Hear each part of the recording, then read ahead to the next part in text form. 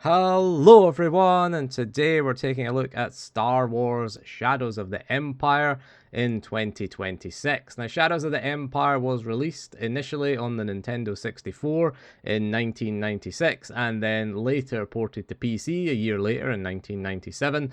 It does follow Dash Rendar, who's a sort of mercenary smuggler type, Han Solo's mate type bloke. Takes place mostly in between episode 5 and 6.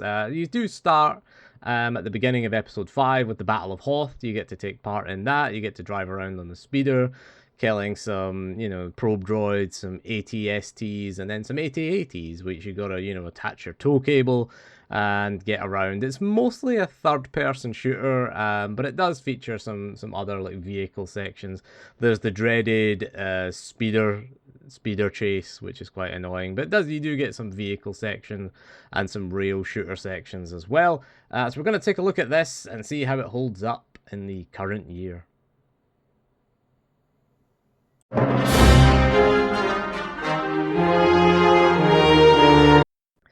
Yeah, so playing Shadows of the Empire in 2026, if you're playing on console, the sad thing is you're stuck with the Nintendo 64, like real hardware for the Nintendo 64. You can emulate it on a PC, but there is a PC version which is better.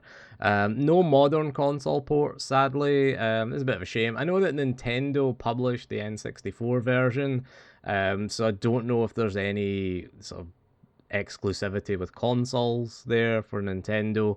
But it's not even on the Nintendo Switch Online. It would be nice to see it added to that, so we can play it on modern consoles. So if you want to play this on a modern system, PC is your best choice. It's available on Steam and it's available on GOG. You can get it on either version. I would recommend the Steam version though, because we're gonna want to use Steam controller support for this, because the controller support, it is there and the default setup does work, but there are things missing, like an action button, for example, to open doors and things like that. The interact button isn't mapped by default, and the controls do change depending on what we're doing. Like the Battle of Hoth works fine with the default controls, but then, like I said, when we go to the on-foot third-person shooter sections, you won't be able to use the action button. So yeah, just enable Steam controller input. You used to have to go into Big Picture and launch the game from Big Picture to get Steam controller support, but they have added it to the desktop mode now for Steam. So just enable that, and the best thing to do is just download a community controller configuration. Just pick one that you like. They're fairly easy to download and implement there. You just use that. Use a community one, or you can make your own up if you want. If you want to make your own control scheme up, if you want, whatever controller you're using. I just picked a community one for an Xbox 360 controller because I'm just using an 8-bit Duo Ultimate 2. Which is set in X input mode, so it just sees it as an Xbox 360 controller. And I was just using that for my playthrough. In terms of handhelds, yeah, it's pretty much the same. Steam Deck works fine. The only thing you have to do on all of the PC versions is limit the frame rate to 30 FPS. The frame rate was tied to the speed of the game. So if you run it at 60 FPS, you're running it at double speed, and 120 is like 4 times speed. So if you're playing on like the Steam Deck, it's easy enough to do. PC, it's easy. You can either do it in the AMD Adrenalin software or the NVIDIA control panel. Alternatively, you can just use Riva Tuner Statistics Server and just set the FPS cap. That's what I've done. I've just used the RTSS to set the frame rate cap to 30. It just makes the game harder because everything is obviously faster. Trying to do the Battle of Hoth and especially tying up the enemies there when you have to trip them up with the tow cable. That is very difficult at twice the speed, so just limit the frame rate to 30 FPS. Steam Deck, it's listed as playable. It is playable. You do get a little menu that launches before the game launches where you pick your difficulty and you pick your settings and you can name your character. But yeah, that's the only thing that prevents it from being deck verified. Other than that, it runs fine on the deck. Like, it's not going to be a challenge. It's a PC game from 1996. It's not really going to prove anything challenging. Things like the Rogue Ally will be the same. Again, just limit the frame rate to 30 FPS and you'll be fine. Very easy to run PC game. The only thing about the PC version is the text is difficult to read.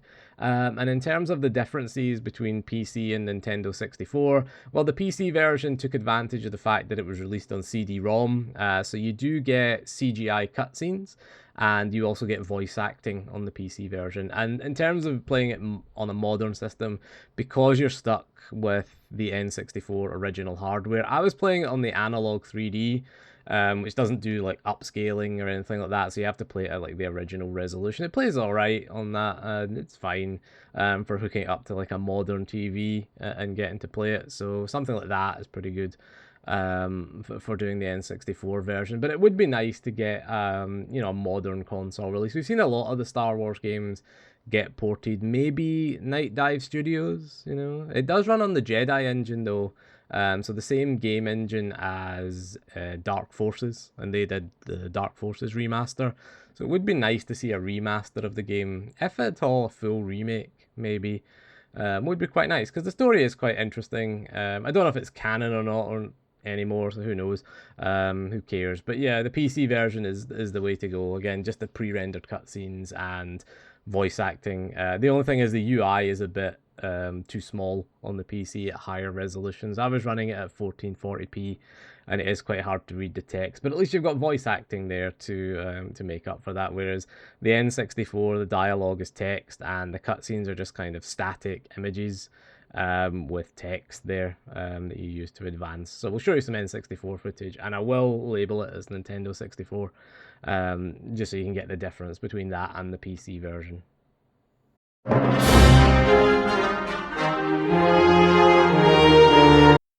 You know what? The game may be dated visually, but I think the gameplay actually still holds up pretty well these days. It's not going to be like a modern third-person shooter, but it does okay. You've got the auto aim, which is a bit finicky at times, and some of the enemy placement can get you hit a few times, but other than that, it's a pretty decent game to play. Like, the shooting is okay. You've got this blaster rifle has infinite ammo, effectively. It just regenerates over time. Stormtroopers are quite accurate, unrealistically accurate for stormtroopers. They will kind of hit you quite a lot. You've got the probe droids, which are easy enough to take out. The only thing is the wampas, which are very, very tanky. You're going to have to strafe around them wampas. Just pick a good control scheme that has the strafe buttons mapped, preferably either to the bumpers or the triggers of modern controllers.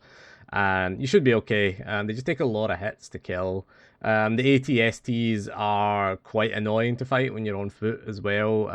They're not difficult to kill in the sense that they do a lot of damage to you. You can just kind of strafe around them and shoot your blaster pistol, because you do run out of missiles fairly quickly, because strafing, most of your missiles will miss, but then there's a chance that you can get hit as well, so you end up just strafing around them. It just takes a long time to kill. It's not difficult or anything like that, but I quite like this game. You got decent locations. You got the Battle of Hoth, is the opening level. Then you get the on foot Hoth section where you're trying to get to your ship. You get to see the Millennium Falcon fly off to do Empire Strikes Back, and you get to your ship and escape as well. You get like it's a sort of 360 rail shooter space section where you have to fight off TIE fighters, and that's pretty cool.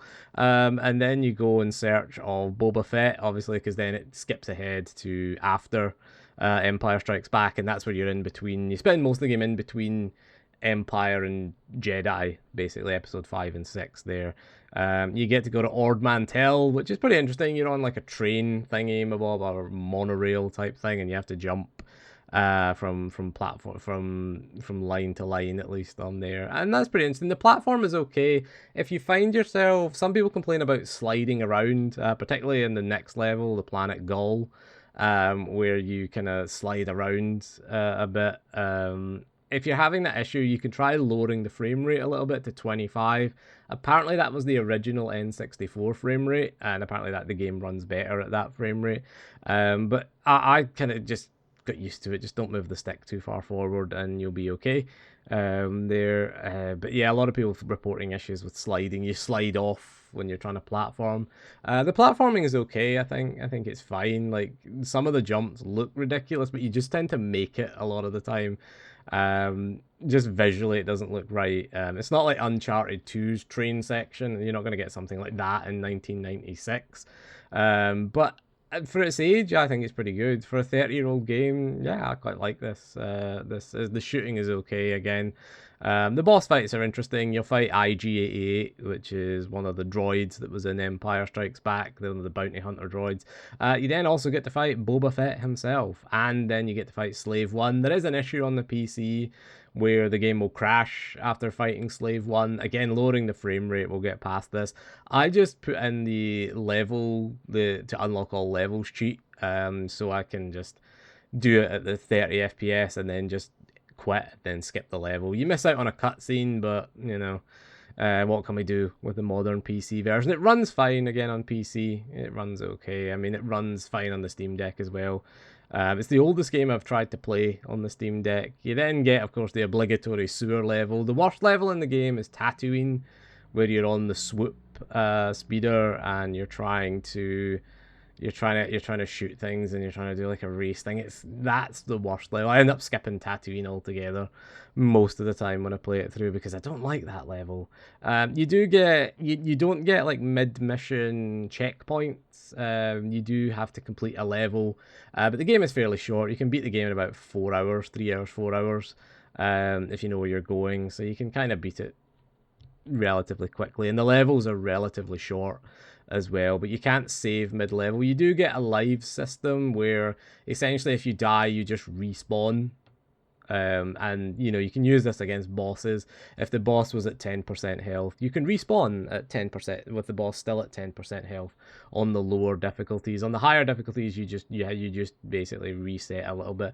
But the checkpoints are fairly generous for an older game. I think they're fairly generous, and you shouldn't really have any trouble beating this on the normal difficulty. Most people will be able to do it. There is some of those issues, but again, you can just use the level skip to get past any of the crashing or the getting stuck issues there with the PC version.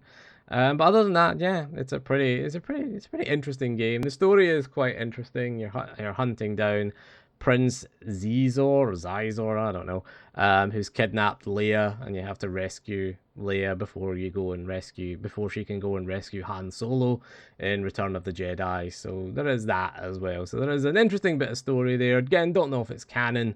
But yeah, I would recommend giving this a go, especially when it goes on sale cheap. Like it'll be on sale just now because it's made May the 4th sale. So that will be on sale there on Steam and GOG. I would just recommend picking up the Steam version because you're going to have to launch the GOG version through Steam anyway to use the Steam controller options. Will probably work with the upcoming Steam controller. I'm recording this before the Steam controller comes out, but again, it supports Steam input, so it works fine on the Steam Deck, so it'll work fine with the Steam controller, I'd imagine, as well. I don't have that, but yeah, it'll work with any sort of modern PC controller. So there we go. That is Shadows of the Empire in 2026. One of the better Star Wars games, and certainly one of the better ones of the 90s. It's sad that it gets kind of overlooked now. It's never had a remake, never had a re-release. Maybe someone like Night Dive can get it, you know, maybe do something like that, do a remaster. Don't do a remake. It'll just become a modern third-person shooter. And we've kind of seen too many of them, but I'd like to see a remake get released on, you know, modern consoles and updates for PC as well, especially to fix some of those issues that I've mentioned there. But anyway, so that is all for this video. So thank you for joining me, and I'll see you again soon, and goodbye.